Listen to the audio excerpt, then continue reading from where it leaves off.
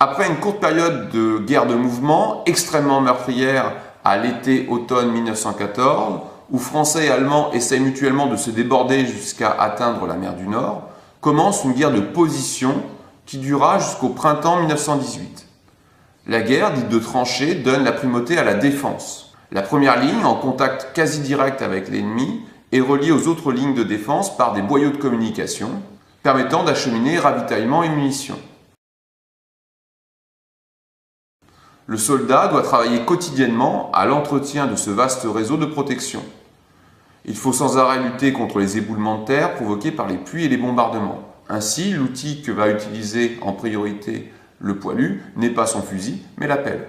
Le no man's land étant parfois limité à quelques dizaines de mètres, le no man's land, c'est la portion de territoire qui sépare les deux premières lignes adverses. La mise en place d'un puissant système de barbelés est indispensable pour empêcher la percée de l'ennemi. Ce système de barbelés vise donc à ralentir une percée adverse. Les points d'observation avec des périscopes et des cagnards sont aménagés tout au long de la première ligne.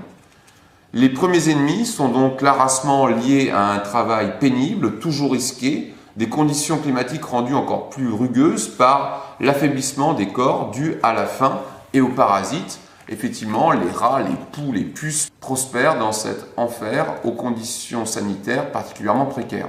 Aux questions physiques s'ajoutent les blessures psychologiques. Les trop rares permissions ne permettent pas aux soldats de sortir de cet univers dévasté et profondément anormal et immoral. On assiste dans cet espace à l'inversion totale des règles sociales imprimées depuis la plus tendre enfance par l'école, l'église ou les valeurs familiales.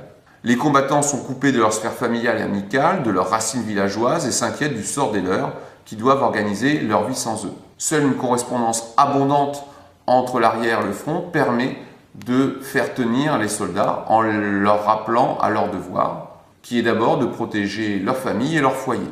Pour ceux qui n'ont pas de famille, l'État met en place des marraines de guerre qui les encouragent et empêchent un découragement psychologique.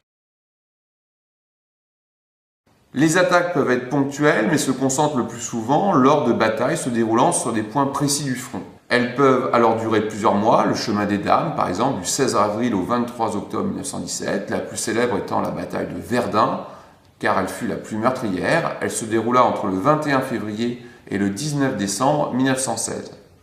L'artillerie est utilisée de façon massive pour préparer les offensives de fantassins, attaquant par vagues d'assaut.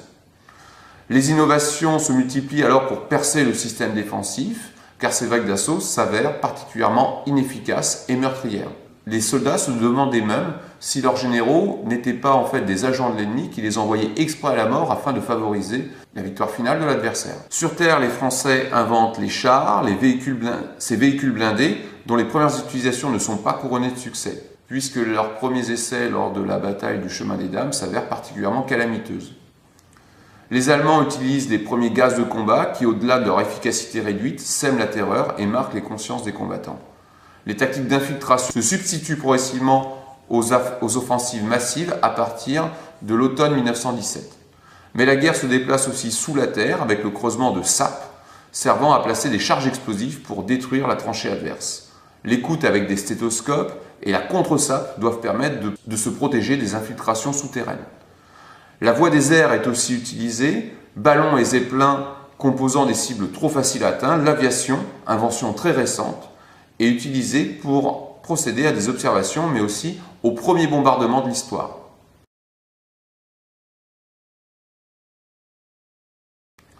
La guerre prend une autre dimension en déterritorialisant le champ de bataille.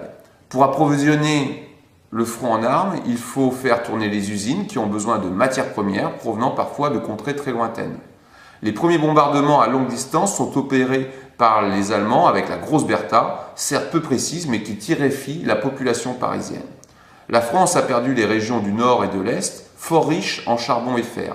Elle a donc recours aux colonies pour lui fournir les matières premières indispensables à l'activité de l'industrie sidérurgique. Pour lutter contre la supériorité maritime des Alliés, qui acheminent hommes et marchandises de leurs possessions ultramarines, les Allemands procèdent à une guerre sous-marine avec les fameux U-boats qui ont pour but de couler les bateaux de marchandises. Cette guerre sous-marine marque une nouvelle étape dans la technologie de la guerre. On assiste donc à une guerre logistique, une guerre psychologique au-delà de l'affrontement sur le front.